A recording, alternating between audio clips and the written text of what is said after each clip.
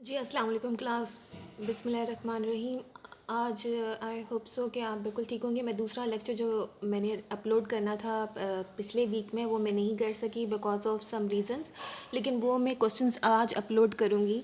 ये जो है आज का लेक्चर ये है रिस्क एंड रिटर्न। ठीक है, पहले ये वाला लेक्चर मैं अपलोड कर देती हूँ, फिर उसके बाद सेकंड में आपके पास जो है वो यील्ड टू मैच्योरिटी का जो है वो क्वेश्चन जो है वो भी मैं अपलोड कर दूँगी।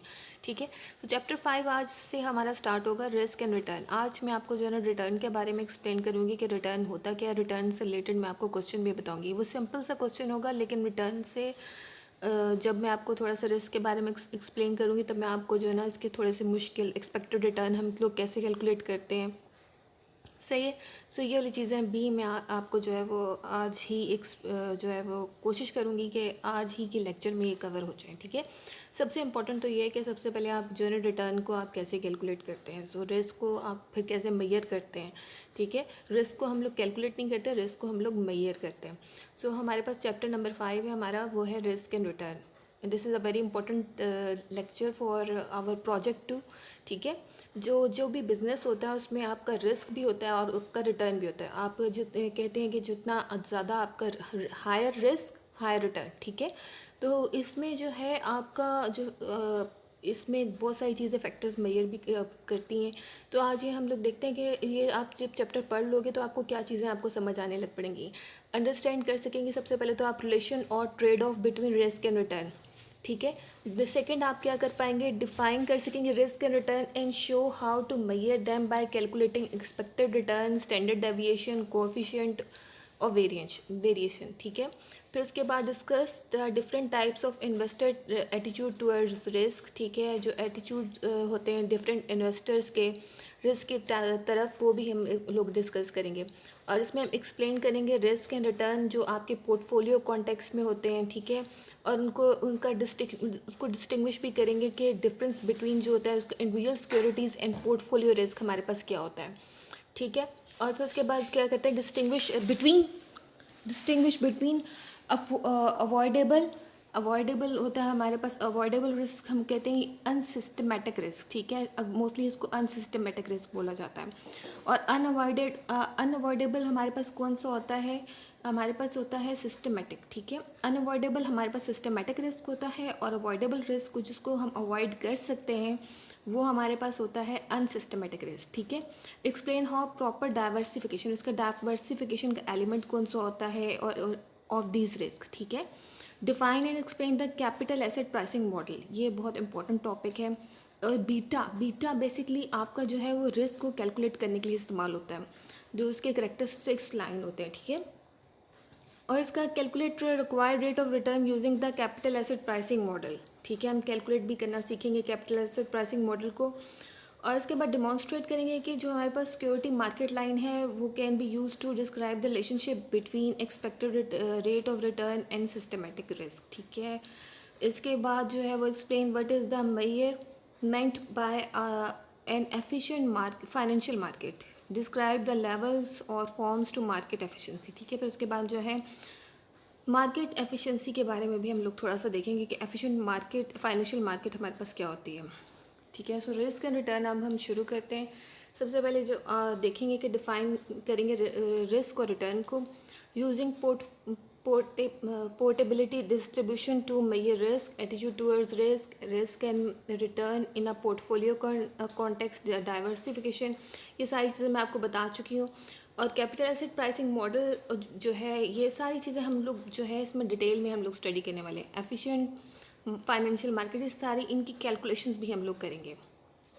सबसे पहले आपके पास रिटर्न क्या होता है, जो भी आप को जो है इनकम रिसीव करते हो सर्टेन इन्वेस्टमेंट पे। ठीक है, उसमें अगर मार्केट जो प्राइस चेंजेस भी आते हैं सर्टेन, तो उसको भी आप इंक्लूड कर लेते हो। जो आपके बिगनिंग जो मार्केट प्राइस जिसमें आपने मार्केट में थोड़ी सी इन्वेस्टमेंट की है उसमें आप वो वाली जो चेंजेस आते हैं वो भी आप इंक्लूड कर लेते हो।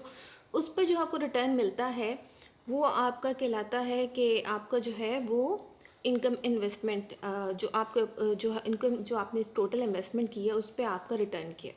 ठीक है, सो आपका जो डी है वो आपका इनकम रिसीव्ड है। ठीक है, जो चेंज इन मार्केट प्राइस है वो आपका है P T minus P T PT-1, ठीक है। PT वो आपके पास होता है जो आपकी जो शुरू की जो आपकी जो है प्राइस होती है, PT-1 जो आपके बाद की प्राइस होती है, ठीक है, divided by the beginning market price, ठीक है। मार्केट प्राइस आपके पास क्या होती है, PT-1। सो बिगनिंग मार्केट प्राइस हमारे पास PT-1 है। इनकम रिसीव्ड आपके पास क्या है, जो है DT है, ठीक है। जो चेंज इन मार्केट प्राइस है वो आपके पास होगी PT, सही है, ओके। तो यहाँ पे हमारे पास क्वेश्चन है, उसको देखते हैं। हमारे पास जो है सबसे पहले जो है आपके पास आ जाता है the stock price. Stock price for stock A was $10 पर शेयर 1 ईयर अगो, ठीक है। 1 साल पहले आपके जो स्टॉक पे जो आपको जो शेयर प्राइस था वो $10 था। जो आपके पास स्टॉक जो है ना, the stock is currently trading, जो आपका स्टॉक है वो करंटली ट्रेड कर रहा है $9.50 पे, ठीक है, पर शेयर। और and shareholder just received as $1 dividend, ठीक है। What return was earn over the past year. तो यहाँ पे आपके पास क्या है, 10 टू आपके पास जो है वो आपके पास है गई PT-1, ठीक है, जो 1 ईयर अगो है। जो आपकी करंटली है वो 9.50 है, तो 9.50 आपके पास क्या है, PT होगी। और आपके पास DT जो है वो डिविडेंड आपके पास जो है वो आपके पास $1 हो गया। सो यहाँ पे आप 1 को पुट कर देंगे, $1 आपके पास यहाँ पे आ गया। PT आपके पास क्या थी, 9 है जो आपके पास करंट है। 10 जो है वो 1 ईयर अगो थी, तो वो PT-1 हो गई। सो ये हम आप इसको कैलकुलेट करोगे तो आपके पास फॉर्मूला में पुट करोगे तो आपके पास आंसर आ जाएगा 5%, ठीक है। रिटर्न को आपने हमेशा जो है परसेंटेज में कैलकुलेट करके लिखना है। अच्छा, अब हमारे पास डेफिनेशन और डिफाइनिंग रिस्क हमारे पास क्या होता है, the variability of return from those that are expected. What rate of return do you expect on your investment this year? What rate will you actually earn? Does it matter if it is a bank, CD or a share of stock? जो आपका risk होता है ना वो आपकी variability होती है, जो आपके रिटर्न पे वेरी कर रही होती है कि आप जो है वो कितने जो है आपको कितना आप एक्सपेक्ट कर रहे हो इसमें से, इतनी कितनी आपकी जो है वो आपको जो है इसमें एक्सपेक्टेड रिटर्न आपको कितना मिलता है, ठीक है। जो आपका वेरी कर रहा है वेरिएबिलिटी, वो आप यूँ समझ लें कि आपके जो है वो एक कॉइन को अगर आप टॉस करते हो तो कितने परसेंट चांसेस होते हैं कि वो हेड आता है या टेल आता है। आपके चांसेस क्या इतने होते हैं, 50-50% होते हैं इससे पहले कि आप जो है उसे टॉस करते हो, ठीक है। सो यहाँ पे आपके पास रेट ऑफ रिटर्न आप कितना एक्सपेक्ट कर रहे हो, तो इसको हम डिटर्मिन करते हैं एक्सपेक्टेड रिटर्न, ठीक है। ये हमारे पास डिस्क्रीट डिस्ट्रीब्यूशन है, सो ये याद रखिएगा। ये हमारे पास जो हम लोग अभी मेथड अप्लाई कर रहे हैं वो डिस्क्रीट डिस्ट्रीब्यूशन वाला कर रहे हैं, ठीक है। सो आपके पास जो यहाँ पे है आर डैश, ठीक है, आपको यहाँ पे गिवन है आर डैश जो होता है expected return for the asset, ठीक है। जो आपके पास expected return for the asset है वो आपने आर डैश आपका जो है डिटर्मिन करना है एक्सपेक्टेड रिटर्न। जो आपका डिस्क्रीट डिस्ट्रीब्यूशन वाला है वो आपने क्या करना है, expected return for the asset जो RI है आपके पास यहाँ पे, जो RI है वो आपको क्या कह रहा है, return for the ith possibility, ठीक है। और PI आपके पास क्या होता है, PI से आपको P से समझ आ गया होगा कि वो आपके पास प्रोबेबिलिटी है, ठीक है। यहाँ पे आपके पास PI जो है वो probability of the return occurring, and आपके पास जो है वो टोटल नंबर ऑफ पॉसिबिलिटीज़ है, सही। सो यहाँ पे हमारे पास जो है वो ये कॉलम जो है फर्स्ट वाला कॉलम वो हमारे पास है RI के लिए, ठीक है। और ये वाला जो कॉलम है ये हमारा है PI वाला, ठीक है, ये वाला, ठीक है, ये हमारे पास यहाँ पे कॉलम है।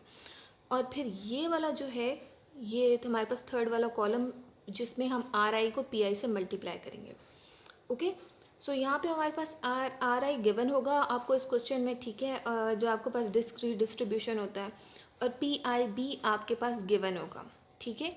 आप लोग क्या करते हो कि सबसे पहले जो है हम लोग R डैश को कैलकुलेट करने के लिए जो है हम लोग R डैश जो है एक्सपेक्टेड रिटर्न हमारे पास किस तरीके से आएगा, ये हमारे पास R डैश हो जाता है, ठीक है।